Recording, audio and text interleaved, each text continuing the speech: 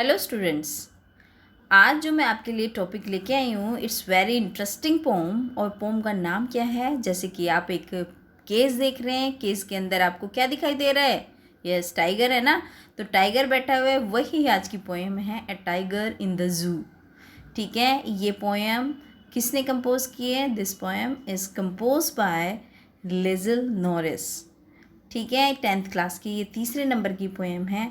और अब हम इसके पोएम के बारे में थोड़ा सा और जानते हैं। The poem written by Leslie Norris explain the agony and helplessness. जो ये पोएम है जो लेज़ली नॉरिस ने लिखी है, ये हमें बताती है किस तरीके से helplessness of a cage tiger lives in a zoo, कि कैसे एक जू में रहने वाला एक टाइगर किस तरीके से अपने आप को बिल्कुल हेल्पलेसनेस फील करता है। हेल्पलेस मतलब असहाय फील करता है कि वो किसी भी काबिल नहीं है। The poet explains what is life could be if he had been a free and animal. और पोएट ये भी आपको बताएगा इस पोएम में कि उसकी लाइफ क्या होती अगर वो एक फ्री एनिमल होता है, क्योंकि अभी वो क्या है, अभी वो कैद एनिमल है। लेकिन अगर वो फ्री होता तो फिर क्या होता, ये भी बताता है। The poet has tried to explain about the condition of animals that are caged by human beings for their own fun. और पोएट ने यही कोशिश की है इस पोम में बताने की कि उन एनिमल्स की कंडीशन कैसी होती है जिसे ह्यूमन, हम लोग जिसको अपने फ़ायदे के लिए, अपने फ़न के लिए उनको पिंजरों में बंद कर लेते हैं। इस पोम में हम यही देखेंगे। चलिए स्टार्ट करते हैं पोम। पोम का फर्स्ट स्टेंजा कैसे शुरू होता है? The poem begins, he stalks in his vivid strips the few steps of his case on pads of velvet quiet in his quiet reign। देखिए, पहले हम इसके कुछ डिफ़िकल्ट वर्ड्स के बारे में देख लेते हैं। स्टॉक्स मतलब फॉलोज, मतलब किसी चीज़ को फॉलो करना, किसी चीज़ का अनुशासन क्या करना, किसी चीज़ को फॉलो करना, अनुसरण करना, उसको बोलते हैं फॉलोज। विविड ब्राइट कलर की, जो आप टाइगर के ऊपर देख रहे हैं विविड, ये ब्राइट कलर्ड जो स्ट्रिप्स हैं इनके बारे में विविड है। पैड्स जो पोज होते हैं, जो पंजे होते हैं टाइगर के, वो उनके बारे में बोला है पैड्स। रेग मतलब एंगर, गुस्सा। चलिए अब स्टार्ट करते हैं पोएम को। वो he stalks in his vivid stripe the few steps of his cage. वो अपनी विविड स्ट्राइप्स के साथ कुछ कदम चलता है, कुछ स्टेप्स चलता है, अपने केज में ही चलता है, क्योंकि उसके पास एक लिमिटेड प्लेस है, एक लिमिटेड जगह है, उसी में वो चलेगा। तो कुछ स्टेप्स वो उसी में चलता है। On pads of velvet quite in his quiet रेग। और उसके जो वो शांत और कैसा गुस्से वाला वो जो केज है, उसमें कैसे हैं उसके जो पाज हैं, जो पैड्स हैं, वो किस तरीके के हैं? वेलवेट क्वाइट मतलब एक जैसे वेलवेट आप कपड़ा आपने देखा होगा, बहुत ही सॉफ्ट होता है, बहुत ही मुलायम होता है।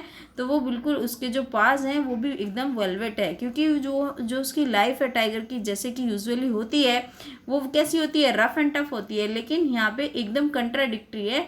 और यहाँ पे उसकी लाइफ कैसी है? यहाँ पे वो केज में है, उसके पास ज़्यादा कुछ करने को नहीं है। तो इस वजह से जो उसके पैड्स ऑफ वेलवेट्स क्वाइट, मतलब इसी वजह से जो उसके पैड्स हैं, जो उसके पोज हैं, वो वेलवेट क्वाइट हैं। चलिए अगला स्टेंजे पे चलते हैं। अगला स्टेंजा क्या कहता है? He should be lurking in shadow sliding through long grass near the water hole where plump deer pass. अभी आगे अगले स्टेंजा में क्या कहते हैं पोएट जो लेज़ली नॉरिस हैं, वो ये कहना चाहते हैं। पहले हम मीनिंग देखते हैं लुर्किंग का। लुर्किंग का मतलब होता है to be hidden as to wait for your pray.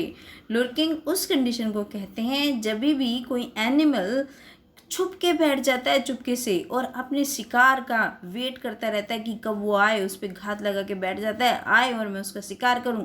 तो उसी को हम क्या कहते हैं? लुर्किंग कहते हैं। चलिए अब पढ़ते हैं। अगर वो अब जो लेज़ली नॉरिस हैं वो हमें ये बता रहे हैं कि अगर वो एनिमल कहाँ पे होता, यहाँ केज में ना होके एक जंगल में होता। अब पहले हम जू में थे, अब हम जू से कहाँ पे आ गए? फॉरेस्ट में आ गए। देखिए अब ये जो आपको दिख रहा है ना कि अब ये वहाँ पे बैठा है, जंगल में है, अब वो केज में नहीं है। He should be in lurking in a shadow. वो शायद चुपचाप बैठ जाता है, किसी पेड़ की छांव में बैठ जाता है और अपने शिकार का वेट कर रहा होता छिपके। स्लाइडिंग थ्रू लॉन्ग ग्रास, जहाँ पे लंबी लंबी ग्रास होती है वहाँ से स्लाइड कर रहा होता। स्लाइडिंग तो आप जानते ही होंगे, स्लाइडिंग आप करते हो पार्क्स में जाके। Near the hole water where plump deer pass, और जहाँ पे पानी का होल होता है, जहाँ पे पानी रहता है वहाँ पे बैठ जाता है, जहाँ पे जो डियर होते हैं, जो प्लम डियर पासेज, जहाँ पे जो हिरन है जो वहाँ पे जहाँ से गुजरते, क्योंकि पानी पीने सभी जानवर आते हैं, वो आएंगे और वो पानी पीने आएंगे, इसलिए वो वहाँ पे घात लगा के बैठ जाता, क्योंकि ये उसकी नेचुरल चीज़ें हैं। क्या काम करता है जो टाइगर होता है, ये टाइगर ये सब चीज़ें करता है, ना कि जो केज में जो चल रहा था एक दो कदम, वो चीज़ें नहीं है उसके नेचर में, लेकिन उसको वो मजबूर है उस चीज़ को करने के लिए। ये जो सेकंड जो स्टेंजा है ये उसकी नेचुरल चीज़ बता रहा है कि एक्चुअली एक टाइगर क्या करता है और कैसे होता है। चलिए आगे देखते हैं। Third stanza, he should be snarling around houses at the jungle's edge, bearing his white fangs, his claws, terrorizing the village. Snarling meaning होता है warning sounds made by animals. जब कुछ होता है ना, किसी चीज़ को आपको डराने के लिए कुछ करते हैं, रोर है ना, तो जो टाइगर की रोर होती है उसको हम स्नार्लिंग भी कहते हैं, जब डराने के लिए कहते हैं। तो स्नार्लिंग वार्निंग साउंड जो एक एनिमल बनाता है तो उसको क्या बोलते हैं, स्नार्लिंग। बेरिंग, बेरिंग मीन्स जो कवर्ड नहीं होता, अनकवर्ड होता है, नंगा होता है, उसको कहते हैं बेरिंग। फैंग्स क्या बोलते हैं, शार्प टूथ ऑफ एनिमल, जो किसी भी जैसे ये एनिमल होते हैं जो शिकार अपना खुद का खाते हैं, तो उनके जो वो होते हैं आपके टीथ, वो कैसे होते हैं, वो शार्प होते हैं, क्योंकि वो उनको जो मांस होता है, जो एनिमल्स के मांस को काटने के काम में आते हैं ना, तो उसको हम क्या बोलते हैं, फ्लैंक्स बोलते हैं। चलिए अब देखते हैं इसका Hindi translation. He should be snarling around houses, वो जो घर हैं जो एट द जंगल्स एज, जो जंगल के किनारों के आसपास के गांव हैं, जो जंगल है और जंगल के आसपास के कोई तो गांव होगा, तो जो भी जंगल के आसपास के एज मतलब किनारा, जो जंगल के आसपास के जंगल के किनारे के गांव हैं उन पे वो स्नार्लिंग कर रहा होता, लोगों को डर रहा होता, क्योंकि जो गांव रहते हैं जंगल के पास और वहाँ पे टाइगर रहते हो तो वो डरते रहते हैं, पता नहीं कब टाइगर आ जाएगा, हमें खा जाएगा, ये कर देगा, वो कर देगा। तो इसी तरीके से वहाँ पे जो लोग हैं वो क्या कर रहा होता, वो वहाँ पे जो जंगल के किनारे पे लोग बसे हुए हैं उनको डराता, उन घरों में उन डर रहे होते। बेरिंग इज वाइट फैंग्स, और जो उसके वो नंगे जो उसके फैंग्स हैं, जो उसके दांत हैं एनिमल के, उसकी बात कर रहे हैं कि अपने नंगे दांतों से, हिज क्लोज, अपने किससे, अपने क्लोज से, टेरराइजिंग द विलेज, और वो क्या कर रहा होता, वो जो गांव के लोगों को है डरा रहा होता। ठीक है, अब चलते हैं। मतलब ये हमने पहला जो स्टेंजा था हमारे जो टाइगर था वो जूम के अंदर था, लेकिन सेकंड और थर्ड स्टेंजा में हमने क्या देखा, जो नेचुरल हैबिटेट में रह के जैसे एक जो टाइगर है वो करता है, वो चीज़ हमने देखा कि लेज़ल नॉरिस वो बताना चाहते हैं, एक कंपैरिजन बता रहे हैं कि एक जो नेचुरल हैबिटेट में रहने वाला जो एक टाइगर होता है वो कैसे करता है, और एक जो आपने जू में रख लिया है या अपने फ़न के लिए या अपने फ़ायदे के लिए जो एनिमल ने जिसको एनिमल को बंदी बना लिया है एक ह्यूमन ने, तो उस टाइगर में क्या भिन्नता है। चलिए आगे देखते हैं नेक्स्ट स्टेंजा पे। नेक्स्ट स्टेंजा क्या कहता है, but he is locked in the concrete cell, his strength behind bars, stalking the length of his cage, ignoring visitors. चलिए पहले वर्ड मीनिंग देखते हैं। कॉन्क्रीट होता है जो ब्रिक्स में जो उसकी जो बिल्डिंग मेड ऑफ ब्रिक्स, जो ईंटों से पत्थरों से जो बन के जो बिल्डिंग तैयार हो जाती है उसको क्या बोलते हैं, कॉन्क्रीट बोलते हैं। सीमेंट से या सैंड से या वाटर से, तो वो उसी की बात कर रहे हैं। कॉन्क्रीट क्या, building made of bricks, cement, sand और water. But he is locked in the concrete cell, लेकिन वो तो किस चीज़ में लॉक्ड है, वो लॉक्ड है कॉन्क्रीट सेल्स में, वो कॉन्क्रीट सेल्स में लॉक्ड है, अंदर बंद है। जो हमारी जो बिल्डिंग बनी हुई है चूने की, मिट्टी की, पत्थर की, उसमें बंद है। उसकी स्ट्रेंथ अब केवल और केवल कहाँ पे रह गई है, बिहाइंड द बार्स, वो केवल जो उसका केज है उसके अंदर ही उसकी ताकत रह गई है। जो करेगा वो वहीं पे करेगा, अपनी ताकत कहीं बाहर नहीं दिखा सकता।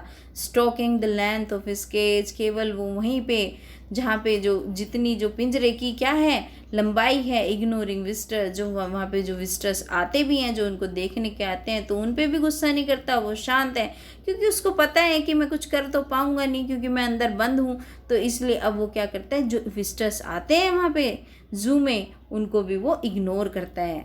ठीक है, अब ये हमारा कहाँ का है, स्टैंजा 4। स्टैंजा 4 हमने देखा कि ये फिर से जू का है। सेकंड और थर्ड हमने देखा था नेचुरल हैबिटेट में एक टाइगर, और फर्स्ट और फोर्थ में हमने देखा a tiger in the zoo. चलिए अगला चलते हैं, स्टैंजा 5। स्टैंजा 5 में the poet says the he hears the last voice at night the patrolling cars and stares with his brilliant eyes at the brilliant stars। अब वो कहते हैं कि रात को लास्ट वॉइस उसको सुनाई देती है।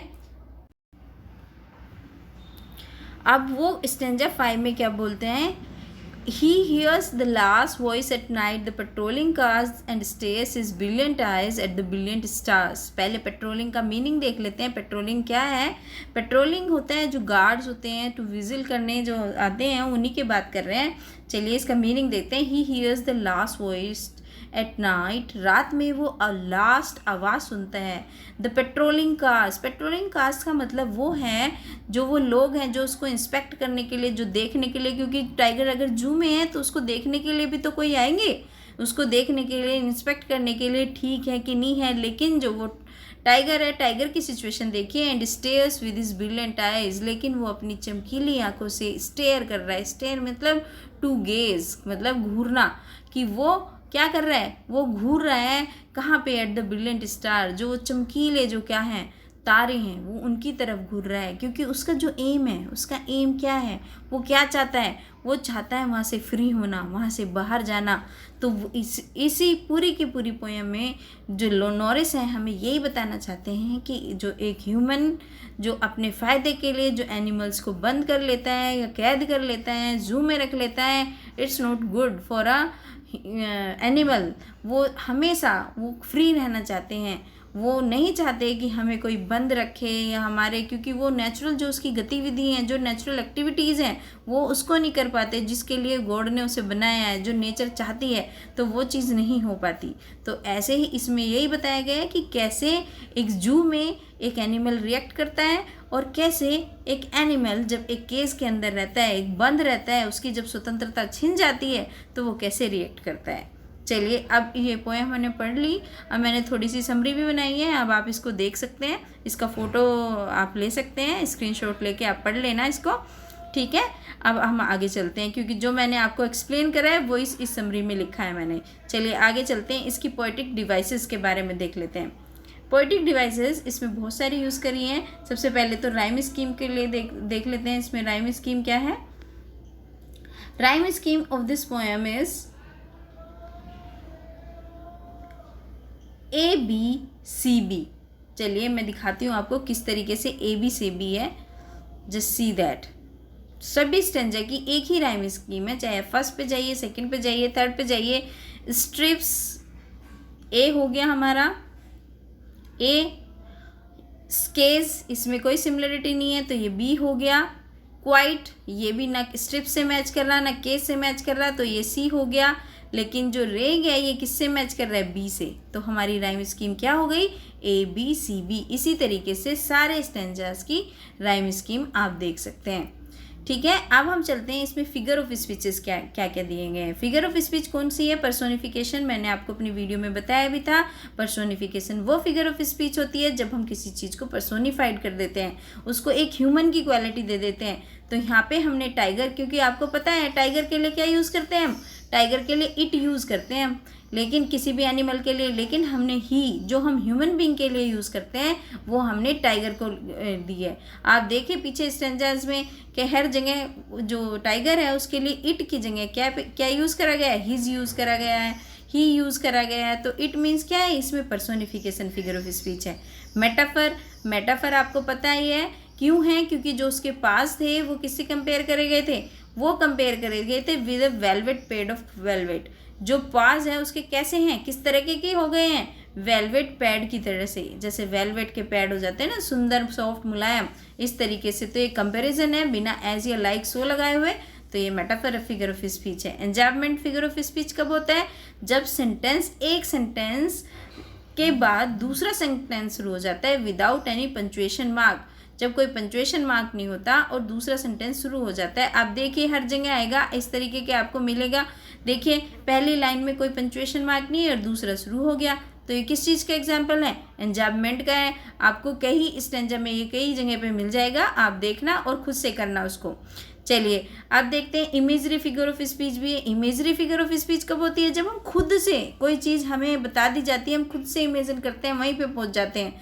जैसे हमें अगर बताया जाए he stalks in vivid stripes the few steps of his cage, अगर हमें ये बताया कि वो अपनी स्ट्राइप के साथ थोड़ा सा चल रहा है केज में, तो हमारी आंखों के सामने वही सुंदर चित्र बन जाता है। तो वही क्या है, वो इमेजरी है। कॉन्सोनेंस, मैंने पहली वीडियो में भी बताया आपको, कॉन्सोनेंस जब भी किसी कॉन्सोनेंट का बार बार यूज़ होता है विद इन अ सेंटेंस, तो हम क्या यूज़ करते हैं, कॉन्सोनेंस। जैसे स्टॉक्स, हिज, स्ट्राइप्स, इसमें भी ऐसा है, इसमें भी ऐसा है, इसमें भी ऐसा है, यहाँ पे भी ऐसे, तो बार बार ऐसा रहता है कॉन्सोनेंस। और एसोनेंस, अगर कोई सी वोवल का रिपीटेशन बार बार होगा तो फिर क्या होगा, एसोनेंस फिगर ऑफ स्पीच होगा। तो इसमें एसोनेंस भी यूज़ हुआ है और कॉन्सोनेंस भी यूज़ हुआ है।